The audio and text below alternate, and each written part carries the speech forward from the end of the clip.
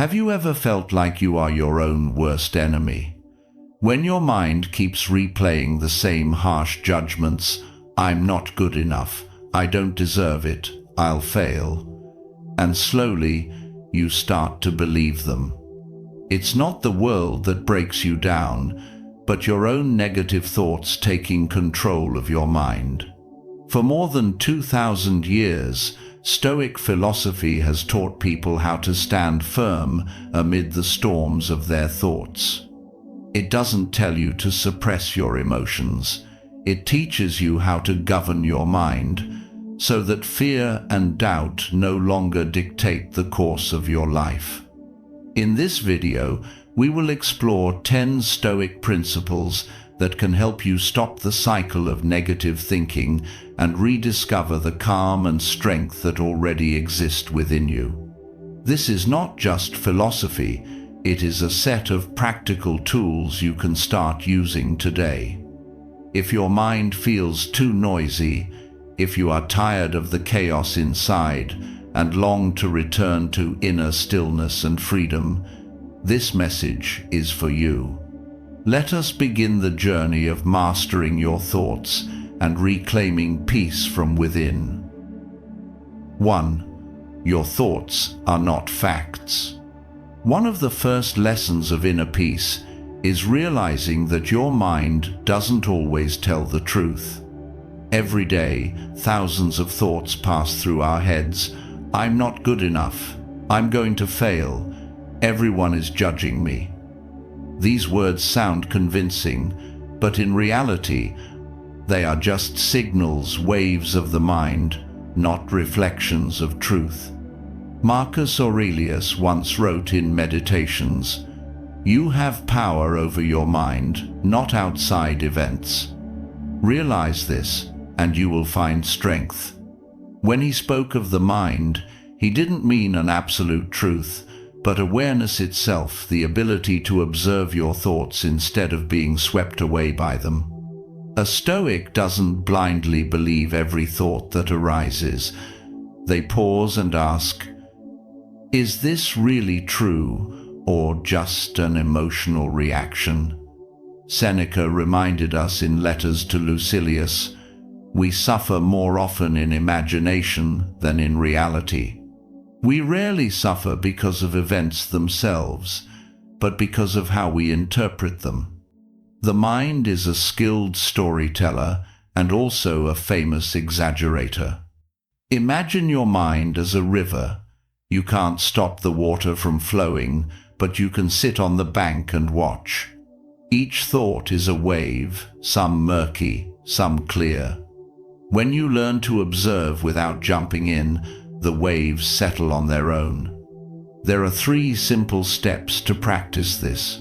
First, pause for 3 seconds when a negative thought appears. Second, label it, this is just a thought, not a fact. Third, return to your breath or to a small action in the present moment, something you can actually control. Gradually, you'll notice a distance between you and your thoughts, and in that distance lies your inner freedom. When you stop believing every voice in your head, you begin to hear the quiet within the space where reason and peace reside. Because in the end, what drains us isn't the thinking itself, it's believing that every thought is true. Once you learn to step back from the stream of your thoughts, you'll be ready for the next lesson, understanding that even the inner critic's voice is not who you truly are. 2. Your inner critic isn't your voice. There is a voice inside your head, small but persistent, always ready to criticize, to judge, and to make you doubt yourself. It whispers, you're not good enough. Others are better than you. You're going to fail. That voice sounds so familiar that you start to believe it is you, but the truth is, it isn't your voice. It is the echo of the past. Marcus Aurelius once wrote, "The soul becomes dyed with the color of its thoughts." Our souls are tinted by the thoughts we repeat every day. If you grew up surrounded by judgment, comparison, or fear of mistakes, that inner critic has become a habit, a mental program replaying endlessly in your mind. It is not your true self. It is simply the residue of what others once said to you, what life once imprinted on you. Epictetus taught, "It's not what happens to you, but how you react to it that matters." The same truth applies to your inner voice. You cannot stop it from speaking, but you can decide how to respond. When the critic inside begins to speak, do not resist it, but do not obey it either. Recognize it, and then replace it with the voice of kindness. Imagine you are your own best friend. When your friend stumbles, would you scold them, or would you gently help them up? Then why treat yourself any differently? Seneca once said, "No man is more unhappy than he who never faces adversity, for he is not permitted to prove himself." The Stoics did not punish themselves for mistakes. They viewed each failure as a chance to strengthen virtue. They spoke to themselves with reason and compassion, not with contempt. So the next time that harsh voice appears, pause and say quietly, "This is not my true voice." Then rewrite its message in a gentler way. "I'm learning, I'm improving. I can try again." And before you sleep each night, remind yourself of one thing you did well today, no matter how small. Over time, your inner world will begin to feel warmer, calmer, and more respectful. The voice inside will no longer be your enemy. It will become your gentle guide. And once you learn to speak kindly to yourself, you will discover another truth. Comparison with others is the silent trap that steals your joy and peace, and that will be the next lesson. 3. Comparison steals your joy. Nothing drains a person more than looking at their life through someone else's mirror. We compare success, appearance, love, even pain, and then wonder why we can't feel happy. But the truth is, comparison is the silent thief of joy. Marcus Aurelius once wrote in Meditations, "Very little is needed to make a happy life. It is all within yourself, in your way of thinking." Happiness doesn't come from how much you have. It comes from how you perceive what you already possess. When we compare, we stop living in the present moment. We start living in the illusion of if only. If only I had what they have. If only I achieved what they achieved. But the Stoics understood that comparison takes us away from presence, and presence is where peace begins. Seneca wrote in Letters to Lucilius, "He is a wise man who does not grieve for the things which he has not, but rejoices for those which he has." A wise person does not mourn what is missing. He rejoices in what he already has. True joy lives in gratitude. When your eyes are fixed too long on someone else's life, you forget the quiet beauty that is already unfolding within your own. Imagine that each person is like a different season. Some are in spring, others in summer, and you might be in winter, the time for stillness and inner growth. Comparing yourself to someone else is as meaningless as blaming winter for not being as bright as summer. Every season serves a purpose. So, learn to return to yourself. Limit your exposure to things that trigger comparison, social media, gossip, or endless news. Write down 3 things you're grateful for every day, especially the small ones. A warm meal, a deep breath, a quiet morning. And whenever your mind starts to compare, Shift your focus from what they have to what I'm learning. When you come back to your own path, peace quietly returns. Joy is never about being better than someone else.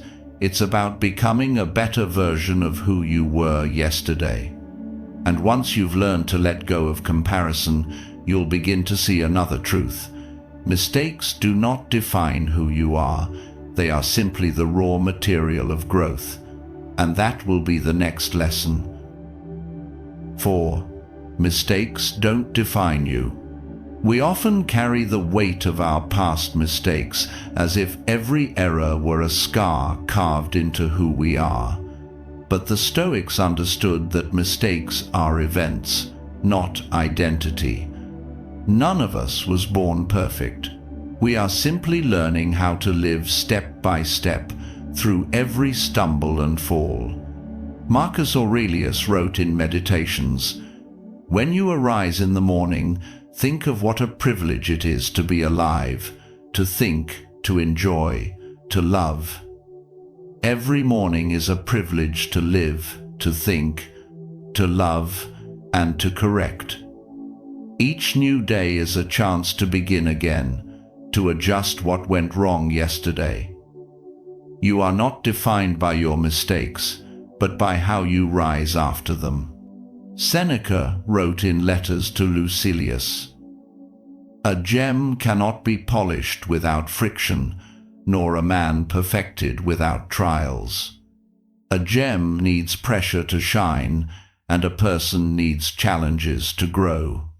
Mistakes are the friction that polishes the soul. Instead of punishing themselves, the Stoics looked at their errors with calm awareness. This happened. What can I learn from it? Imagine a blacksmith forging a sword. With every strike of the hammer, the fire flares, the metal bends, and yet, through that heat and force, its strongest shape begins to appear. Human beings are the same. Only when we accept mistakes as part of the journey do we become strong enough to move forward. So when you make a mistake, acknowledge it immediately without excuses, without denial. Examine it objectively. What in your thinking, your actions, or your emotions led you off course? Then extract a clear lesson and remind yourself, I am learning to become a better version of myself. Epictetus once said in Enchiridion, "No man is free who is not master of himself." Freedom doesn't come from never failing. It comes from not letting failure control you. When you learn to view your mistakes with reason instead of guilt, your heart grows lighter and confidence quietly returns. And once you've learned to forgive yourself, you will see a deeper truth. No one else needs to permit you to start over, because the power to begin again has always been in your hands. And that will be the next lesson. 5. You don't need permission to start over.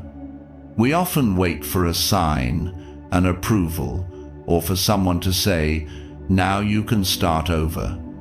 But the truth is, no one can permit you to begin again except yourself. Every new beginning starts from an inner decision, the moment you choose to release the past and allow yourself to be reborn. Marcus Aurelius once wrote in Meditations, "The impediment to action advances action.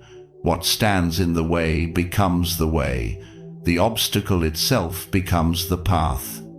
Every failure, every loss, every wound is not an ending.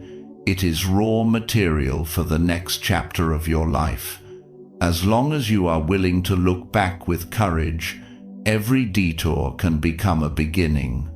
Seneca reminded us in Letters to Lucilius, "Every new beginning comes from some other beginning's end. Every start is born from something that has ended."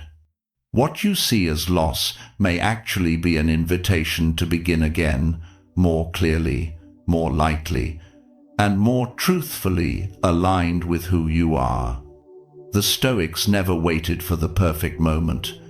They acted in the present, knowing that the only real time that exists is now. If you wait until everything is stable, you may wait forever. No one is coming to flip the switch of change for you. The moment you say to yourself, "I choose to begin again," that is the very moment your life starts to move forward. Write down what you wish to begin again. It doesn't need to be detailed, only honest. Release the need for perfection. Accept that the process will be messy, and that's completely okay. Then start with one small action. Change a habit. Clean your space. Learn something new. Every great journey begins with a single small step. Epictetus said in Discourses, "First say to yourself what you would be, and then do what you have to do. Decide who you want to become, then act accordingly. You don't need permission. You don't need approval. Because in the end, life is not a sentence to endure, but a series of chances to begin again. And when you find the courage to start over, you'll come to realize a deeper truth. Your worth has never depended on your productivity or your achievements, and that will be the next lesson. 6. Your worth isn't measured by productivity. Modern society makes us believe that only when we keep working, achieving, and producing visible results do we deserve love, rest, or recognition. But Stoic philosophy reminds us that a person's worth does not lie in what they do, but in how they are. You are not a machine built to produce outcomes. You are a living being learning how to be fully present in each moment of life. Marcus Aurelius wrote in Meditations, "If you seek tranquility, do less." Or more accurately, do what's essential, what the reason of a social being requires, and in the requisite way. If you want peace, do less or more precisely. Do only what truly matters. He wasn't advocating laziness, but teaching us to distinguish between meaningful action and action driven by fear of falling behind. Seneca warned in On the Shortness of Life, "It is not that we have a short time to live, but that we waste much of it." Our lives aren't short, we simply spend too much of them on what doesn't truly matter. We do things to prove our worth, instead of living according to it. Think about how many times you've exhausted yourself just to feel useful, how many times you've forgotten that you are still worthy, even when you are doing nothing at all. The Stoics did not measure themselves by productivity, but by the level of awareness and intention behind each action. So each day, take a few minutes to ask yourself, is what I'm doing truly important? Learn to rest without guilt, because peace does not come after finishing everything. It arrives the moment you allow yourself to breathe. Shift your focus from efficiency to meaning. Do less, but live deeper, more fully. Epictetus said in Discourses, "Wealth consists not in having great possessions, but in having few wants.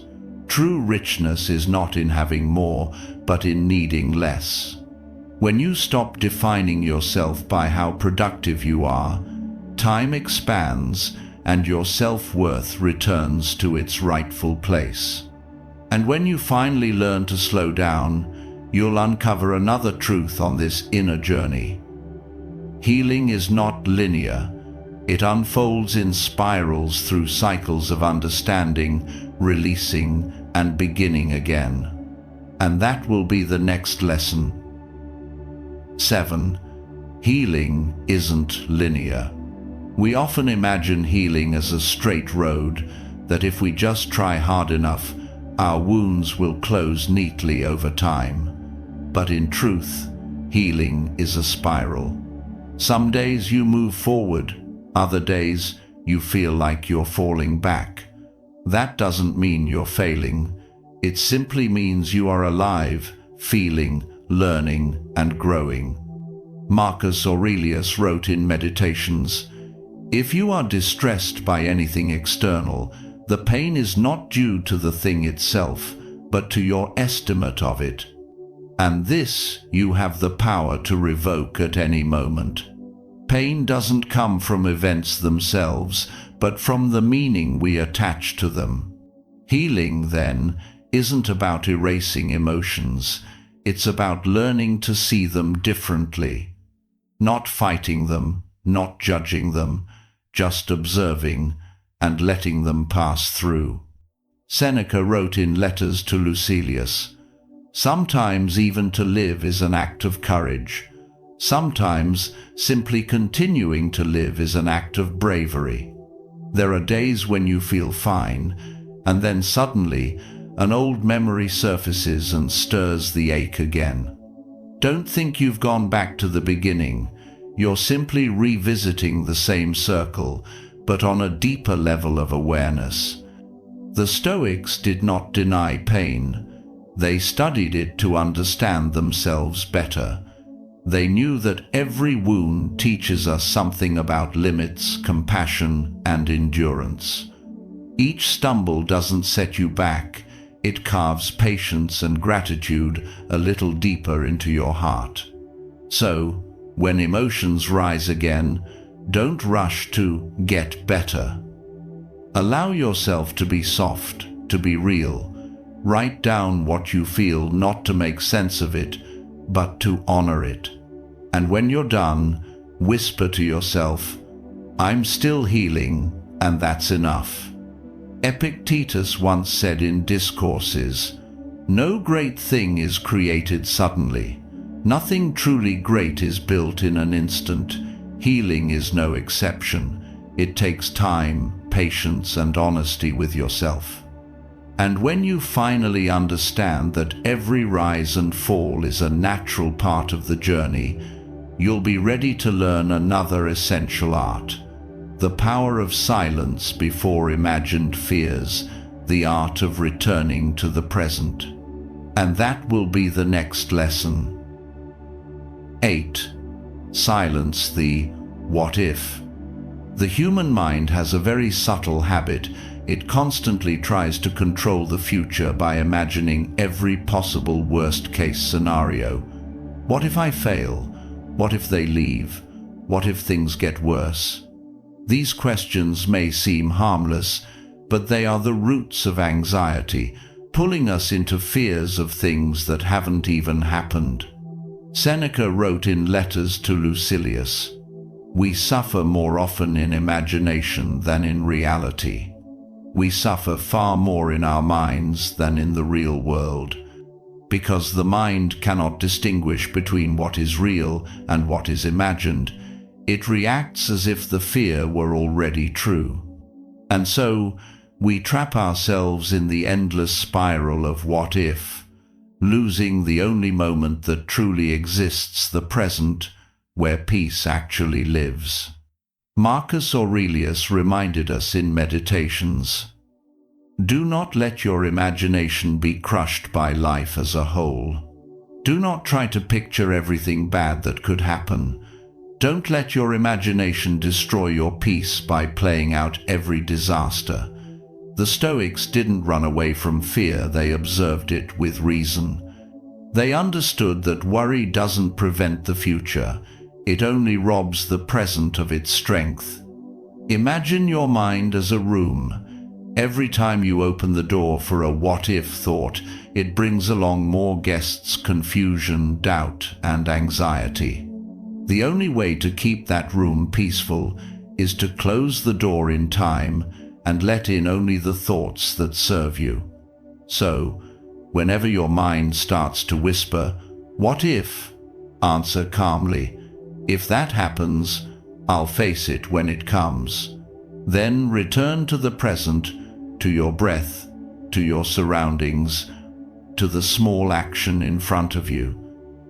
Each night, write down 3 things that went well today, to remind yourself that life is not made only of uncertainty, but also of countless quiet blessings.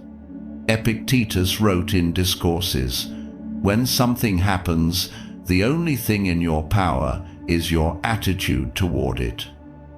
You cannot control what will happen, but you can always control how you respond. And when you learn the art of staying silent before every "what if," you reclaim your inner freedom. And once your mind becomes quiet again, you will begin to see clearly another truth. Sometimes, to protect your peace, you must let go of the people and places that no longer align with you. And that will be the next lesson. 9. You're allowed to outgrow people and places. There is a quiet but powerful fear that lives in many of us. The fear of change, the fear of leaving, the fear of losing what once felt like home. But the truth is, you are allowed to outgrow the people and places that once defined you, not because you are ungrateful or cold, but because your paths are no longer moving in the same direction. Marcus Aurelius wrote in Meditations, "Adapt yourself to the things among which your lot has been cast, and love sincerely the fellow creatures with whom destiny has ordained that you shall live." Adapt, not cling. Even the most beautiful relationships sometimes need to be released, so that both souls can continue to grow. Seneca reminded us in Letters to Lucilius, "Associate with people who are likely to improve you. Walk with those who bring out your better self." When a relationship forces you to shrink, or when an environment demands your peace as the price for belonging, that is a sign you have outgrown the space you were once meant to fill. Imagine a tree growing in a small pot. At first, that pot is a safe home, but if it's never moved to larger soil, its roots will suffocate and the tree will slowly fade. People are the same sometimes. To keep growing, you must dare to move on. So, begin by acknowledging the guilt or fear that arises when you feel the need to leave. Those emotions are natural, there's nothing wrong with them. Then, practice gratitude. Be thankful for what was. Every person, every place, every memory served a purpose in shaping you. Finally, walk away with peace. You don't need to end with anger, you only need to continue with grace and respect. Epictetus wrote in Discourses, "Remember that you are an actor in a play, the character of which is determined by the author. Each person plays a role in your story, and when their scene ends, the most honorable thing you can do is bow, step off the stage, and move on with serenity. And once you learn to release what no longer fits, you will begin to see another truth. Life never ends. At one chapter, your story is still unfolding, one page at a time, and that will be the final lesson." 10. Your story isn't over. There are moments in life when everything makes you believe it's over. When failure strikes, when people leave, when dreams collapse, it's easy to think that this is the end. But the Stoics understood something deeper. No chapter of life truly ends until you decide to put down the pen. Every heartbreak, every mistake, every fall, they're only pauses, moments to catch your breath before you write the next chapter. Marcus Aurelius wrote in Meditations, "Think of yourself as dead. You have lived your life. Now take what's left and live it properly." Imagine that everything before today is already gone, just a memory. What remains, that is your chance to live rightly. It's not a pessimistic reminder, it's an awakening. If today were your last day, would you live according to your true values? Seneca said in Letters to Lucilius, "Every new beginning comes from some other beginning's end. Every ending births a new start. What breaks you does not define you. It simply opens a different path for you to grow stronger, calmer, and truer to yourself." Picture life as a thick, unfolding book. A sad chapter doesn't make the entire story dark. It only gives it depth, meaning, and beauty. When you can look back at the past with gratitude instead of regret, you'll see that the unwritten pages ahead are waiting for you, ready to be filled with peace and courage. Rewrite your story from the perspective of a learner, not a victim. Look back not to count what you've lost, but to remember what you've learned. And every morning, ask yourself, if today were the beginning, how would I live differently? Epictetus wrote in Discourses, "What ought one to say then as each hardship comes? I was practicing for this. I was training for this." So, when hardship appears, say to yourself, "I was made for this." Every challenge is simply the next step in your evolution. Your story isn't over. On the pages of your life, you are still the one holding the pen. And when you live with courage, reason, and peace, every chapter ahead can become your most beautiful one yet. Because in the end, the Stoic path is not about removing emotions, but about mastering the mind, about keeping calm in chaos, and continuing to write your life story with wisdom and compassion. And finally, my friend, our journey, this path of learning to live with a Stoic heart, is not a pursuit of perfection, but a practice of awareness and choice. Every thought you choose to believe, every reaction you choose to release, every step you choose to take forward, all of it becomes a new page in your book of life. Marcus Aurelius said it best, "Waste no more time arguing about what a good man should be. Be one. Don't just debate what virtue looks like. Live it." Perhaps that is the true essence of Stoic practice, not merely to understand, but to embody. Remember, peace doesn't come from controlling everything. It comes from mastering yourself. No matter which chapter of life you are in, there is always room to begin again, to forgive, to love, and to live a little deeper.